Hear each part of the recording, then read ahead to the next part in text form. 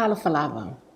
The Secretariat of the Pacific Regional Environments Programme, SPREP, is happy to partner with the European Union, the United Nations Environment Programme, and the Organization of African and Caribbean States to implement the ACP MEA Phase III Programme, which aims to build capacity in fulfilling obligations of parties to the multilateral environmental agreements to address environmental issues.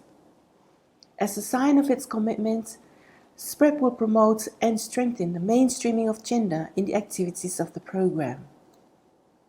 Environmental sustainability impacts the lives of men, women, boys and girls differently.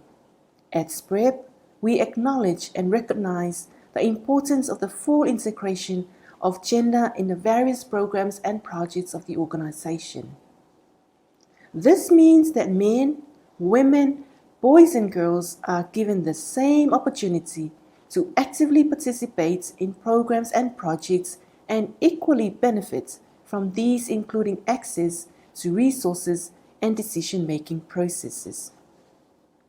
It will also enhance the capacity of countries in the region in ensuring gender is incorporated into environmental plans, policies, programs, and projects.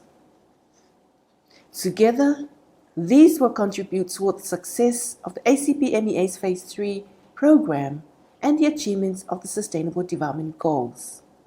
My deep appreciation to the UN Environment Programme for recognizing the need for addressing gender issues and roles which are in line with SPREP's gender policy and gender mainstreaming efforts. At SPREP, we strive to challenge ourselves every day because we believe with challenge comes change. So let's choose challenge.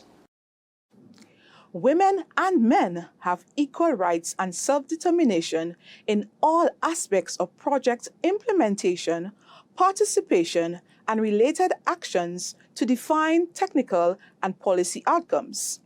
One of our goals in the Caribbean Hub at the CARICOM Secretariat under the third phase of the capacity building related to multilateral environmental agreements, ACP Project, is to support our member states negotiators with more opportunities for assessing their contributions, reflecting on inclusion of such contributions, and ensuring full and informed participation by all.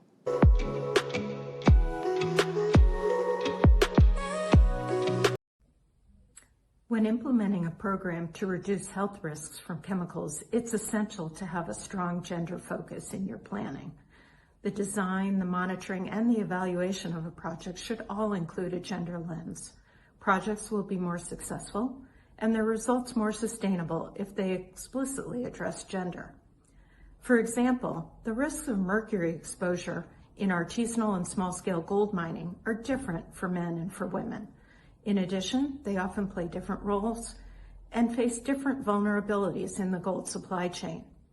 Another example is the harmful toxicity of mercury-containing cosmetics, such as skin lightening creams.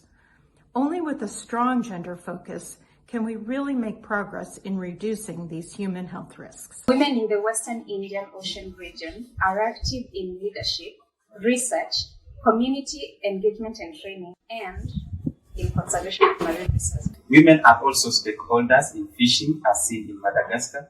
They are also active in mangrove restoration, for example, in Kenya, seaweed farming as an alternative source of livelihood in Tanzania, and also in co-management of marine protected areas. We find them also being involved actively in waste management, especially beach cleaning.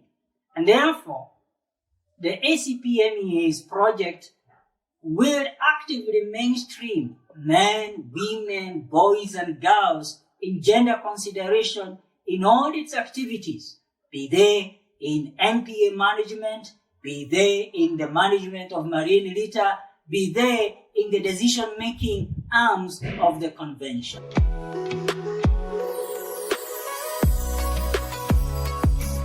I am Rina, Policy Officer at the European Environmental Bureau. With gender equity and equality among our core values, we welcome UNEP's commitment to developing coherent policy approaches to gender-specific environmental issues. In this project, through our Zero Mercury Working Group, We focus on fighting mercury exposure, especially in vulnerable populations. Indeed, this chemical disproportionately affects pregnant women and their developing babies through exposure from fish, from artisanal and small-scale gold mining, and from skin lightening products. It's our responsibility to protect women from being exposed to mercury and to ensure that they are empowered to make a change. We'll keep raising awareness about the gendered impact of dangerous neurotoxins, and we'll keep supporting women's and girls' active engagement in the decision-making process to phase out mercury. Gender equality needs to be at the center of plans and policies to achieve environmental and economic sustainability. It is critical for women to exercise their collective voice as contributors, innovators, managers, and decision makers in dealing with sustainable management of environment. Recognizing this, the United Nations Environment Programme's ACP MEAs III Program, being implemented in Africa, Caribbean, and the Pacific regions, funded by the European Union, is launching a gender operational guidance plan for effective implementation of the program. Focusing on issues of environmental governance and inclusive decision making, the program will work with local, national, regional, and global partners in supporting gender-sensitive implementation of all activities, supporting equitable access to resources, ensuring inclusive governance, enhancing resilience, and providing opportunities for decision making. The guidance plan will support ensuring gender equality forms the core of implementation. Promoting gender-sensitive communications, the program aims to achieve the overall goal of gender-focused compliance and enforcement of multilateral environmental agreements at different levels.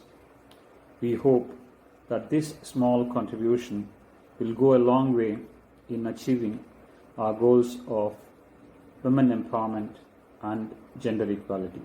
Thank you.